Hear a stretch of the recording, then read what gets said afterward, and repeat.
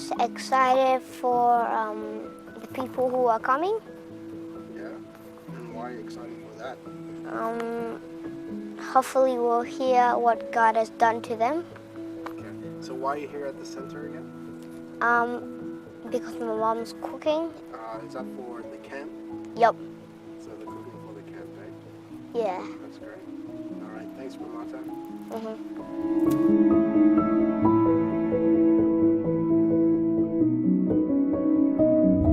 So the garden team are preparing for camp by preparing a garden workshop for everyone on Thursday, and we're also going to be harvesting vegetables for the kitchen. So we've got bulk amounts of basil, carrots and beans, so we're going to have a lot of fresh produce for the camp as well. And I'm also looking forward to camp because especially because of COVID, it's going to be really enjoyable to have the fellowship, and looking forward to the spiritual blessings as well. Hi guys! Good morning. We are currently in the car going to Costco and the markets. We're going to be doing shopping for the camp meeting. So as well as helping out with the cooking for camp, we're going to be doing an interactive beehive tour of all the different industries. So there's going to be like the tree service and the garden, but also the food, the beehive meals. So people are going to be able to come and see what we do and how it's packaged, and I don't know, get some business inspiration maybe.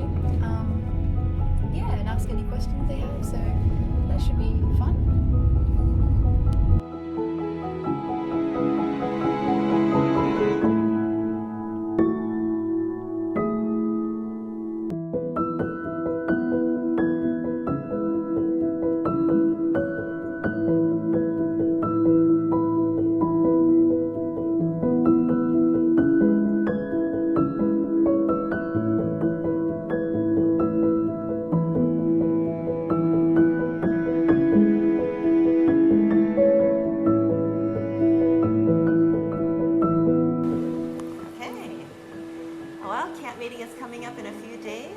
I'm excited that so many like-minded believers, brothers and sisters in Christ, are going to gather together, and we're going to enjoy fellowship and study of the Word and just inspiration of getting to know God better and furthering His work in these last days.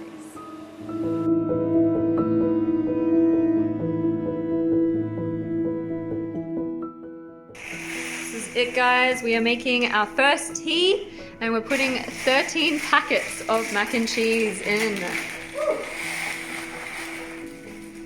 We also have, what is it? Green beans and pesto. And some fruit.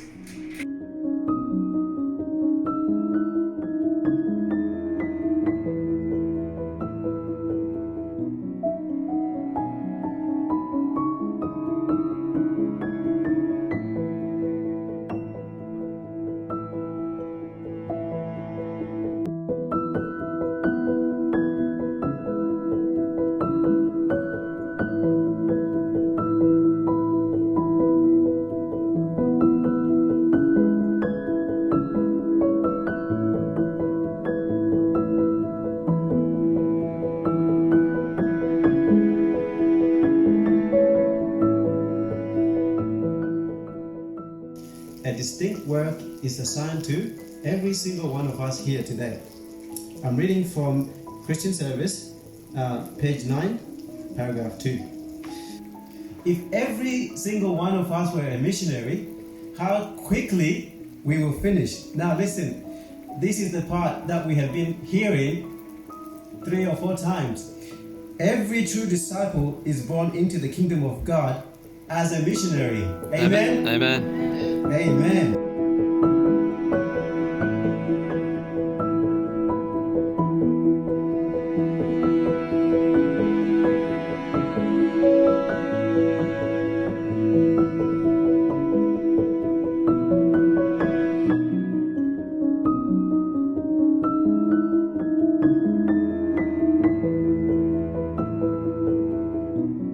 A light is something that shines brightly in the darkness, and when people go through hard times, it's difficult to sort of see that light.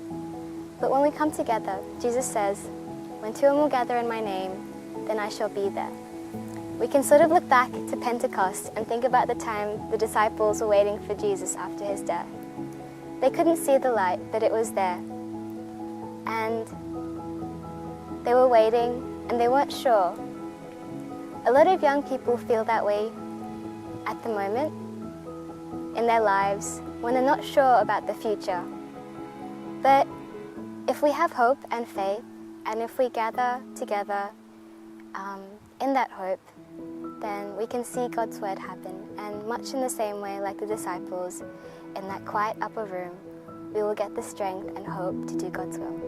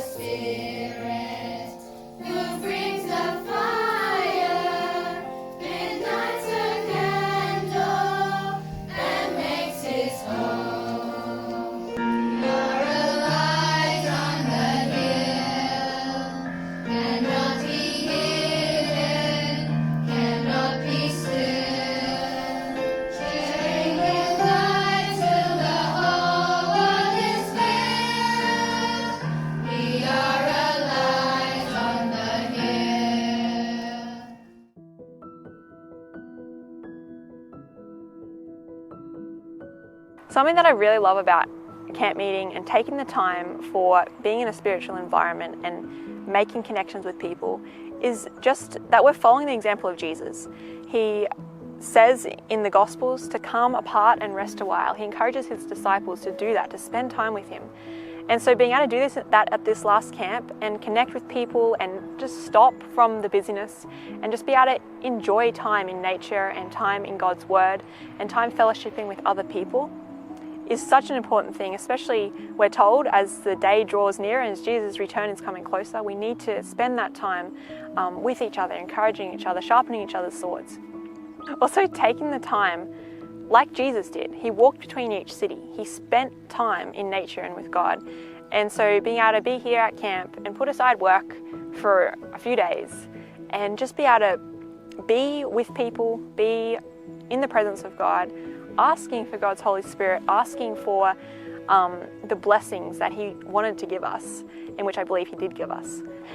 There was so many inspiring messages, songs that we could sing as prayers, and just encouraging testimonies from people that left me feeling inspired and rejuvenated to be able to go and continue being a Christian in this dark world.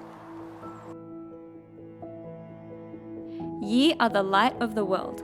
A city that is set on a hill cannot be hid. Neither do men light a candle and put it under a bushel, but on a candlestick, and it giveth light unto all that are in the house.